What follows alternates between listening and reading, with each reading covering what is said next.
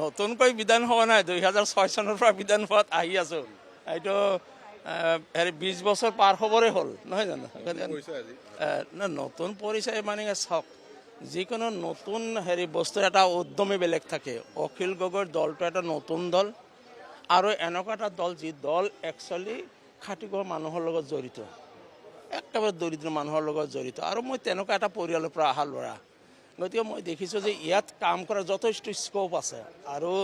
ইয়াতে যে বহুত মানুহৰ ভিৰ হৈছে সেইটো হোৱা নাই গতিকে প্ৰায় সমসাময়িক বয়সৰ হ'ব আৰু বহুত দীঘলীয়া সময় যাব ইয়াতে কথাবিলাক একদম ধুনীয়াকৈ আলোচনা কৰাৰ স্কোপ আছে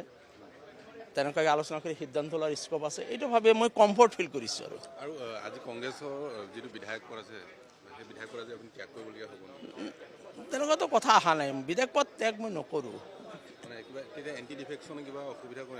নাই নাই মইতো ৰিজাইন কৰা নাই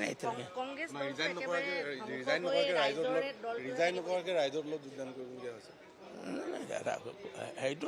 স্পীকাৰে কি সিদ্ধান্ত দিয়ে যদি আপোনাৰ বিৰোধী দলৰ প্ৰতি কিবা এটা তাত অভিযোগ আনে বা দেখা যাওক কি নাই নহয় নহয় নহয় কেতিয়াও নহয় বিজেপিহে ধ্বংস হ'ব কংগ্ৰেছ ধ্বংস নহয় নহয় নহয় চাওক এইটো অহা যোৱাটো বিজেপিৰ পৰা মানুহ গৈছে বিজেপিৰ পৰা মানুহ যোৱা নাই জানো বিজেপিৰ পৰা দেখোন ডাঙৰ ডাঙৰ লিডাৰ ৰাজেন গোহাঁই বিজেপিৰ প্ৰাক্তন সভাপতি প্ৰাক্তন মন্ত্ৰী কেন্দ্ৰীয় মন্ত্ৰী তেখেততো বিজেপি এৰিছে সেইবিলাক বিজেপি ধ্বংস হৈছে নেকি ধ্বংস নহয় আছে নাই মই সেইটো পৰ্যায়ৰ নেতা নহয় কংগ্ৰেছৰ মই সাধাৰণ কৰ্মীহে এটা আছিলোঁ কংগ্ৰেছৰ নাই কৰা নাই কৰা নাই কৰা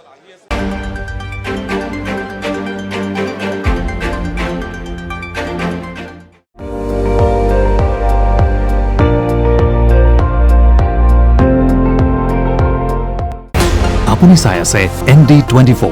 সৰ্বশ্ৰেষ্ঠ নহয় সৰ্বোত্তমৰ দৌৰত